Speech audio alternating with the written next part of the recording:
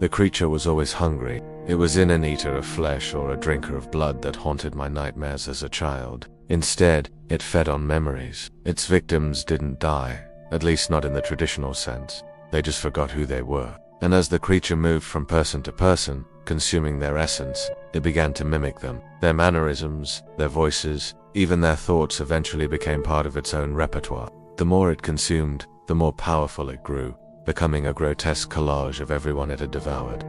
My father used to tell me stories about this creature. He called it the Mimic.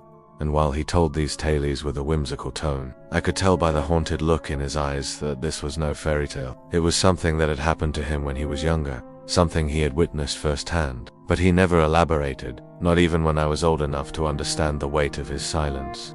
I grew up in a small village, nestled in the heart of a sprawling forest. Our days were filled with the simple routines of life. My mother toiled in the fields. My father, as the village storyteller, kept us entertained.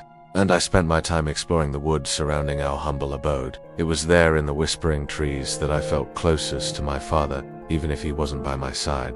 One day, however, my explorations took a dark turn. I stumbled upon a clearing, and in the center stood an ancient oak. Beneath its gnarled branches, I found a collection of smooth, white stones. Each monolith seemed to pulse with an eerie energy, drawing me closer. As I reached out to touch one, a surge of power coursed through me, bringing with it fragments of a memory that wasn't mine. It was the first time I had encountered a memory eater, a creature that fed on human recollections, leaving their minds as barren as a winter's day. Since then, encounters with these creatures became more frequent. Their presence, once a mere whisper in the wind, now roared in my ears like a tempest. Each interaction chipped away at my sanity, filling me with the memories that weren't my own. But it wasn't just their haunting memories that troubled me. It was the knowledge that these creatures would eventually move on to someone else, consuming their essence and leaving them as empty vessels. I watched in horror as entire families were wiped out, their minds turned into graveyards of forgotten dreams and aspirations,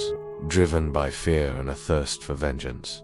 I set out on a journey. I wanted to hunt down these memory eaters and put an end to their reign of terror. But I soon realized that I was ill-equipped for such a perilous quest. I was just a young boy with nothing but anger and a heavy heart to guide me. In my desperation, I sought out the one person who might be able to help me, my father. But when I found him, his reaction to my tale was far from what I had expected. He didn't believe me, and the reason he gave only deepened my despair. "You're seeing things," he said, his voice heavy with sadness. "This isn't your fault. You've been touched by the Mimic." He looked away, his shoulders slumped, and I saw the flicker of a memory in his eyes, a glimpse of a past that was slowly slipping through his fingers. It was then that I understood the true extent of the Mimic's curse. It didn't just steal memories, it also replaced them, and my father was living proof of that. With each passing moment, he was becoming a stranger to himself, his life's experiences rewritten by the Mimic to suit its own twisted narrative. My heart broke for my father and for all those who had fallen prey to the Mimic's insidious game.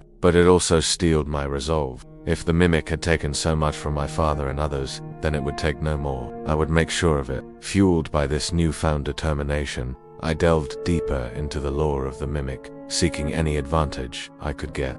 I pored over ancient texts, hoping to find a weakness, some chink in the creature's armor. And finally, I found it. The Mimic could be defeated, but it required a sacrifice, a trade of one's memories for the strength to destroy the creature. In exchange, the person who made the sacrifice would have no recollection of the deed, becoming a vessel for the Mimic's destruction. It was a risky plan, bordering on madness, but it was the only chance I had. I knew that if I didn't do something, the Mimic would continue to spread its darkness, corrupting more minds and leaving more families shattered. So I made my decision. I would face the Mimic and put an end to it, even if it meant losing myself in the process. The final battle was epic. The Mimic loomed before me, its form shifting and changing as it drew upon the memories of its past victims. Its voice echoed with the pain and anguish of those it had consumed, a chorus of suffering that threatened to engulf me. But I stood my ground. Using everything I had learned about the Mimic, I fought back, striking at its core with every ounce of strength I possessed. The creature recoiled from my attacks, its form flickering like a candle in the wind. It was hurt, but not enough to stop it. It retaliated, lashing out with the full force of its corrupted power. I staggered under the blow, but I refused to yield. With one last surge of adrenaline, I went in for the kill, ignoring the searing pain that ripped through my chest. As our weapons collided, I felt a strange calm wash over me. It was as if the mimic's essence was merging with mine, its memories flooding my mind, and then everything went black. When I woke up, I was in my bed, the morning sun streaming through my window. For a moment, I couldn't remember anything. Not my fight with the mimic, not my years of training, not even my name. I was a blank slate, a vessel without a soul. But then I heard a familiar voice. "You are right, son." It was my father. Relief flooded me. The mimic was gone. The creature that had haunted our lives for so long had been vanquished. And yet, as I looked into my father's concerned eyes, I saw something else, a flicker of recognition, as if he, too, was remembering something he had long forgotten.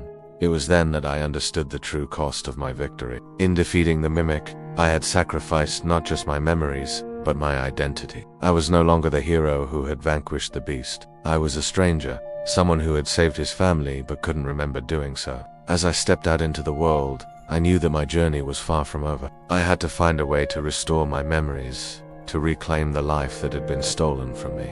But in that moment, as the sun warmed my skin and the birds sang in the trees, I also felt a sense of peace. For in my amnesia, I was free from the mimic's grasp, and that, I knew, was a blessing in itself. Despite the loss, I carried on, driven by the faint hope that one day I would remember, and perhaps in remembering, I would find a way to make sense of the sacrifice I had made. Maybe one day I would remember facing the mimic, the echoes of its victims screaming in agony and triumph as I brought it down. Maybe I would remember the taste of fear and the sting of pain, as I traded my memories for the power to destroy the creature. Maybe I would remember the moment I awoke, not knowing who I was, but feeling the warmth of my father's concern and the flicker of recognition in his eyes. But until that day, I lived in the present, cherishing the moments that unfolded before me, unaware of the past that had been stolen from me. And in doing so, I honored the sacrifice I had made, the ultimate price for defeating the mimic, the creature that lurked in the shadows,